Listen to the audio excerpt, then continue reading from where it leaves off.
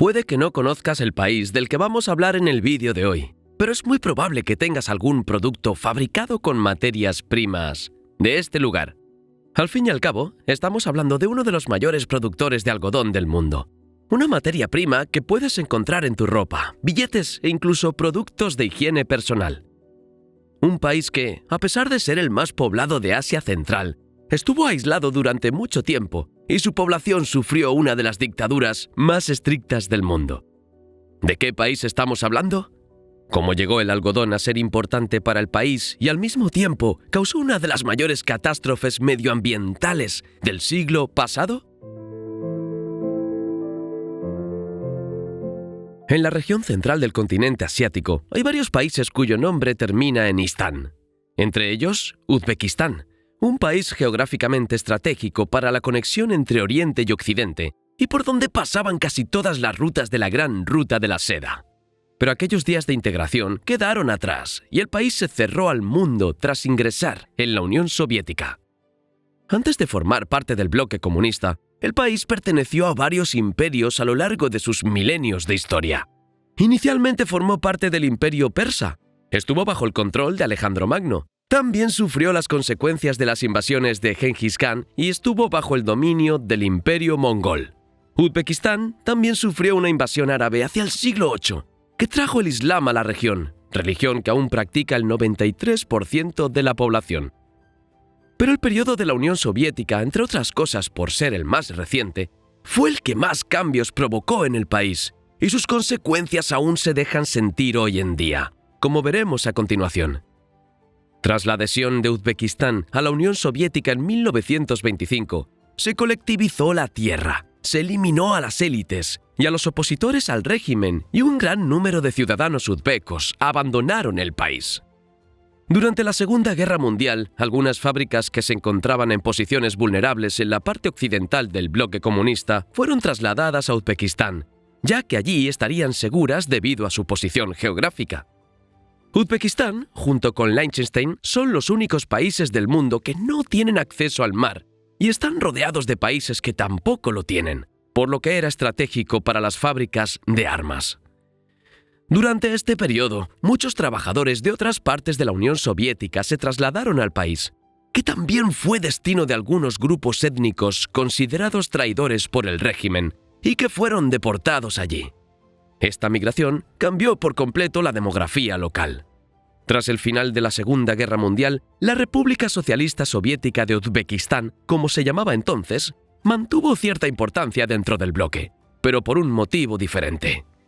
A partir de los años 60, se impulsó en la región el cultivo de algodón, que, como veremos más adelante, para bien o para mal, está totalmente ligado al país y al pueblo uzbeco.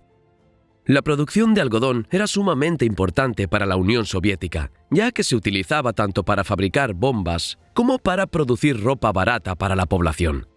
Sin embargo, el algodón requiere ciertas condiciones climáticas, con temperaturas que hacen que la mayor parte del territorio soviético no sea apta para la siembra.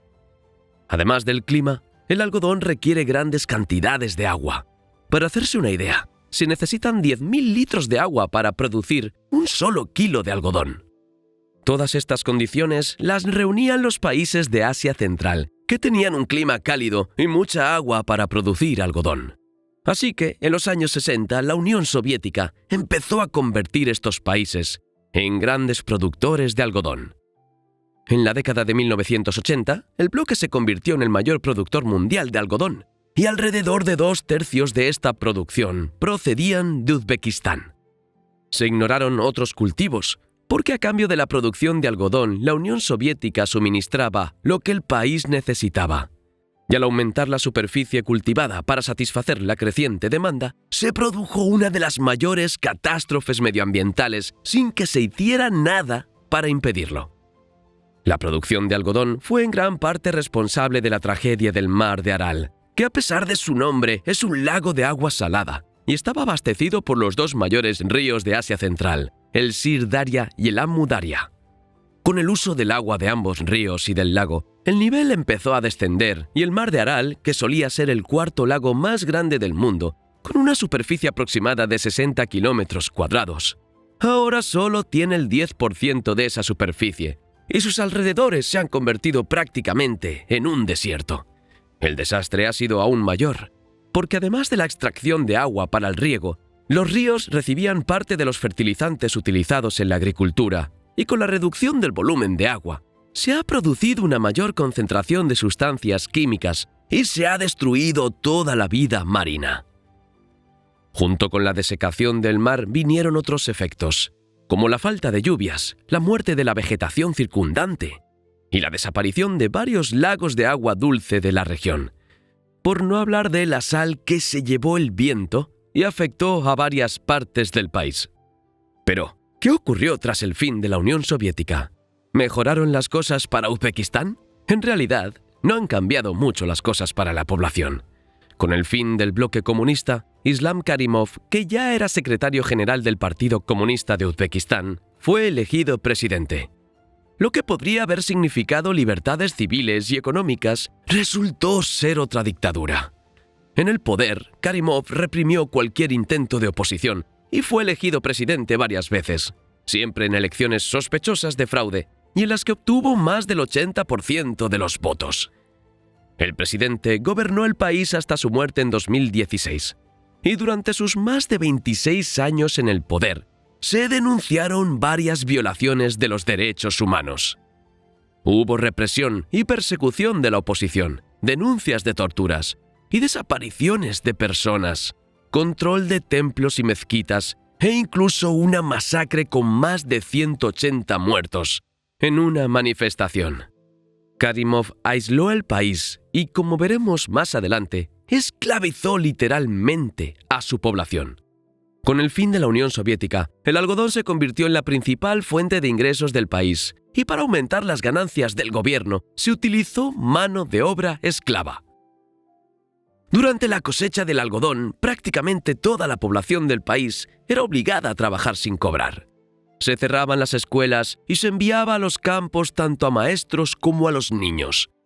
Incluso los médicos eran obligados a abandonar sus puestos e ir a la cosecha, donde cada ciudadano tenía su cuota diaria de algodón para recoger.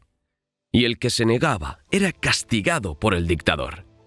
Con este sistema, el Estado proporcionaba mano de obra gratuita a los campesinos, que estaban obligados a vender el algodón al gobierno a un precio muy inferior al valor del mercado. El algodón se vendía después en el mercado internacional, generando enormes ingresos que en parte se desviaban para mantener el lujoso estilo de vida del dictador y su familia. Con la muerte del dictador, asumió el poder Shavkat Mirziyoyev, primer ministro del país desde 2003. Primero asumió el cargo de forma interina y tras la celebración de elecciones, en las que fue elegido con el 88% de los votos, asumió el cargo de forma definitiva. Parece haber heredado la popularidad de su predecesor, o al menos los métodos para amañar unas elecciones. Al haber formado parte del gobierno anterior, era de esperar que nada cambiara. Pero Mirziyoyev ha sorprendido a muchos con algunas de las medidas que ha tomado. Se liberó a presos políticos, se eliminaron los nombres de más de 17.000 personas de una lista negra elaborada por el régimen anterior y se levantaron algunas restricciones a la libertad de expresión. Y quizá la medida más importante para el pueblo uzbeco la tomó el presidente el año 2021, cuando se abolió definitivamente la obligación de realizar trabajos forzados en la cosecha del algodón. Según un informe de la Organización Internacional del Trabajo, en la cosecha de 2021 no se registraron trabajos forzados ni utilización de mano de obra infantil. El nuevo presidente también ha empezado a sacar al país del aislamiento y con la apertura miles de turistas tienen la oportunidad de visitar lugares maravillosos y únicos, como la ciudad de Samarcanda, habitada desde hace más de 2700 años, cuando era un punto importante en la ruta de la seda. También es posible visitar un monumento de culto tanto para cristianos como para musulmanes y judíos. En una tumba de 18 metros se encuentran los que podrían ser los restos del profeta Daniel, respetado por las 3 religiones y que recibe diariamente fieles en total armonía. Incluso con la apertura al exterior y los cambios realizados por el nuevo presidente, el país sigue considerándose atrasado y necesita avanzar en muchos aspectos. especialmente en el establecimiento de la democracia, ya que una vez más el presidente fue reelegido con más del 80% de los votos en unas elecciones dudosas, y una vez más, las protestas son reprimidas violentamente en el país. ¿Conocías Uzbekistán? ¿Crees que la apertura del país podría convertirlo de nuevo en un importante vínculo entre Oriente y Occidente? Deja tu opinión en los comentarios y súmate al debate. Si te ha gustado este vídeo, seguro que te gustará este otro sobre cómo Nayib Bukele está expandiendo su influencia por el mundo. Simplemente haz clic. Gracias a todos los que nos habéis acompañado hasta aquí. Abrazos y hasta el próximo vídeo.